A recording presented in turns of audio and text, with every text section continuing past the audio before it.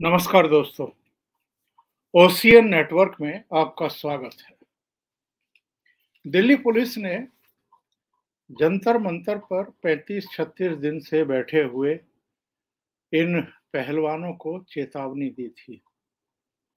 ये कहा था कि 28 मई को जब नई संसद का लोकार्पण हो और वहां जो भव्य कार्यक्रम आयोजित हो रहा है, चूंकि उस पर पूरे देश की और दुनिया की निगाहें हैं, तो कोई ऐसा बवाल मत कर देना, कोई ऐसा काम मत कर देना जो देश के विरुद्ध जाता हो।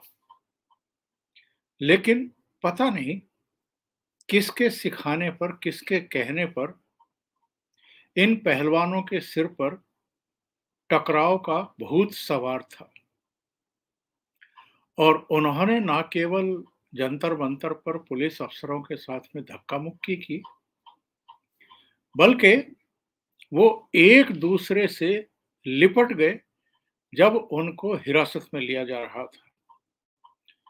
विनेश फोगाट और उनकी बहन बैरिकेडिंग को तोड़ करके आगे कूदती हुई दिखाई दी और जब पुलिस ने उनको हिरासत में लेने की कोशिश की और बस में बैठा करके कहीं दूसरी जगह पहुंचाने की कोशिश की, तो बजरंग पूनिया और उनके कुछ संगी साथियों ने वहां जो ड्रामा किया वो अपने आप में अभूतपूर्व था।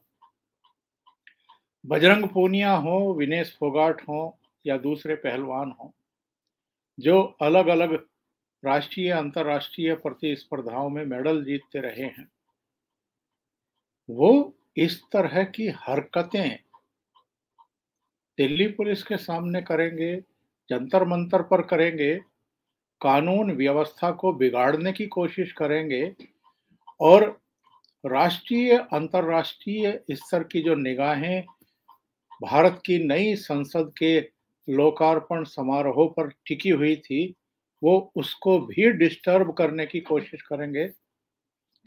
ये बहुत लोगों ने सोचा नहीं होगा, लेकिन ये हुआ और उसका नतीजा ये है कि अब इन पहलवानों को गंभीर नतीजे भुगतने पड़ सकते हैं। एक तो दिल्ली पुलिस ने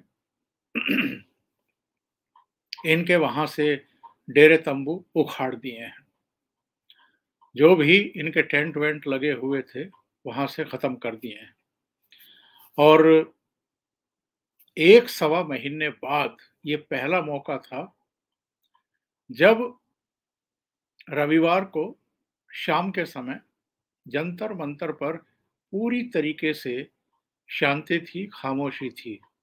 किसी तरह का शोर शराबा नहीं, किसी तरह की आवाजाही नहीं, किसी तरह की भाषणबाजी नहीं। उसे चारों तरफ से बैरिकेड करके पुलिस ने अब अपने संरक्षण में ले लिया है, उसे कॉर्डन ऑफ कर दिया गया है। अब कुछ पहलवान शाम के समय पहुंचे थे, उनको भी वहां से खदेड़ दिया गया, वापस भेज दिया गया कि अब आप यहां नहीं बैठ सकते। 1 महीने से अधिक समय तक जंतर मंतर पर बैठे रहने का ये चाहे जो औचित्य समझाते रहें देश को, लेकिन जिस तरह की इनकी हरकतें रही हैं, जिस तरह इन्होंने अलग अलग राजनीतिक दलों के नेताओं का सहयोग लिया है और खास तौर से ऐसे लोगों को मंच दिया है जो अतीत में भी प्रधानमंत्री नरेंद्र मोदी और उनकी सरकार के खिलाफ भाषणबाजी करते रहे हैं, धरने, प्रदर्शन, आंदोलनों में शामिल रहे हैं। ऐसे लोगों का जंतर मंतर पहुंचना, उनको मंच देना, वहां से मोदी तेरी कब्र खुदेगी जैसे नारों का उद्घोष लगवाना, इससे सीधे सीधे मैसेज ये चले गए थे कि ये लोग सियासी दलों के हाथों की कठपुतली बन गए हैं।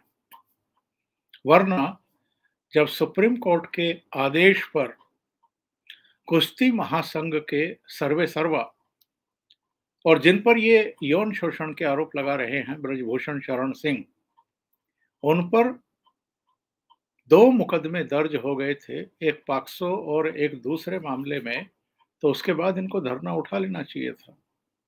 पुलिस जांच कर रही थी, पूछताछ कर रही थी, इनके भी मजिस्ट्रेट के सामने बयान करवा रही थी और ब्रजभूषण शरण सिंह को भी 2 बार बुला करके उनसे पूछताछ की गई है।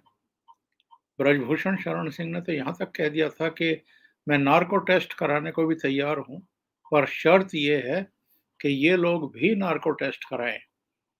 तो उस पर बजरंग पूनिया का बयान आ गया कि कानून में, संविधान में महिला पहलवानों का नार्को टेस्ट कराए जाने की व्यवस्था नहीं है, प्रावधान ही नहीं है। हाँ, सुप्रीम कोर्ट अगर अपनी निगरानी में नार्को टेस्ट कराए तो हम लोग तैयार हैं।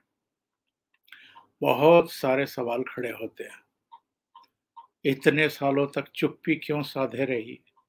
इस बीच भी अपने पारिवारिक समारोहों में, शादी में क्यों बुलाती रही इनको, ब्रजभूषण शरण सिंह को?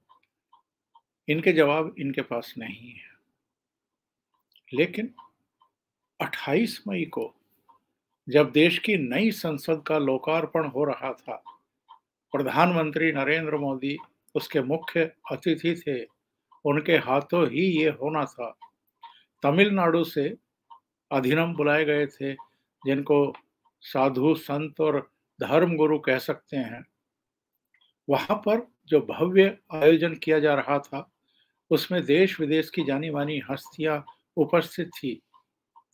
ऐसे में ये लोग जिस तरह का नाटक कर रहे थे, जिस तरह की नौटंकी कर रहे थे, जंतर मंतर से चल कर के नई पार्लियामेंट के बाहर जिस तरीके से इन्होंने महिला खाप पंचायत करने का दावा किया, उद्घोष किया, ऐलान किया, उसके बाद दिल्ली पुलिस के पास कोई चारा ही नहीं बचा था कि इनको हिरासत में ले, इनको यहां से हटा दे।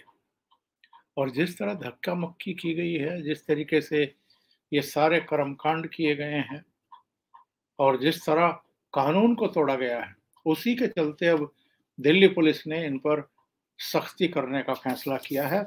और मुझे तो कई बार लगता है कि जो राजदंड की स्थापना हुई है स्पीकर के बराबर में, शायद ये उसी का पहला रुझान मिलना शुरू हो चुका है कि दिल्ली पुलिस ने इनके खिलाफ आईपीसी की धारा 147, 149, 186, 188, 332, 353 और पीडीपीपी की धारा 3 के तहत मामला दर्ज किया है।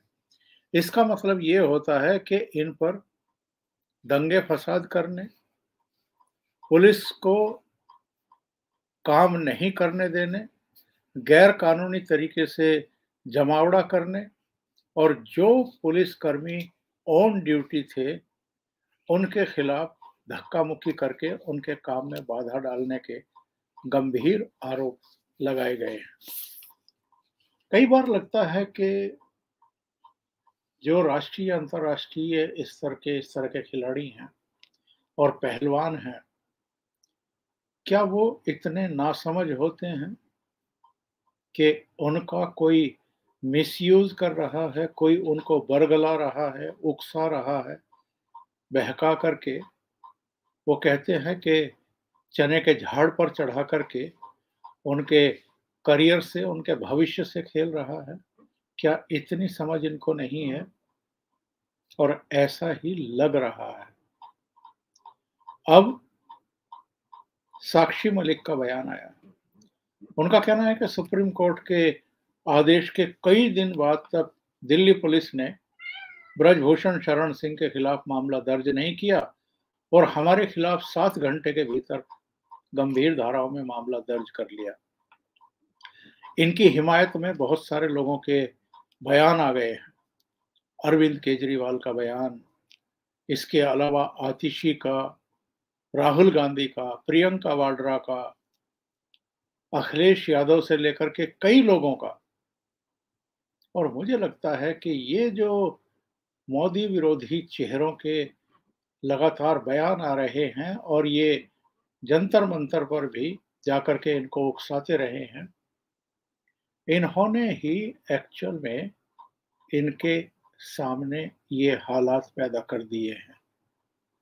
वरना दिल्ली पुलिस एफआईआर दर्ज कर चुकी है, जांच पड़ताल शुरू हो चुकी है, सुप्रीम कोर्ट के निर्देश पर हो रहा है। इसके बावजूद वहां बैठ करके रोज प्रेस कॉन्फ्रेंस करना, रोज मोदी विरोधियों को मंच उपलब्ध कराना, वहां से मोदी के खिलाफ आपत्तिजनक नारे लगवाना, ये सारी चीजें शो करती हैं कि ये लगातार किसी के हाथों के खिलौने बने हुए थे। और अब जाहिर है बाकी को तो छोड़ दिया गया, लेकिन बजरंग पूनिया के बारे में जानकारी है कि पुलिस ने अभी उसको छोड़ा नहीं। अभी के लिए इतना ही। बहुत बहुत धन्यवाद। अगर आपको ये चैनल और इसके कंटेंट पसंद आ रहे हैं तो लाइक करें, कमेंट करें, वीडियो को शेयर भी करें। अभी तक अगर आपने ये चैनल सब्सक्राइब नहीं किया है तो सब्सक्राइब कर लें और साथ में लगे बेल आइकॉन को दबा दें ताकि आगे आने वाले वीडियो और उनके नोटिफिकेशन आप तक पहुंचते रहें। बहुत बहुत धन्यवाद। नमस्कार।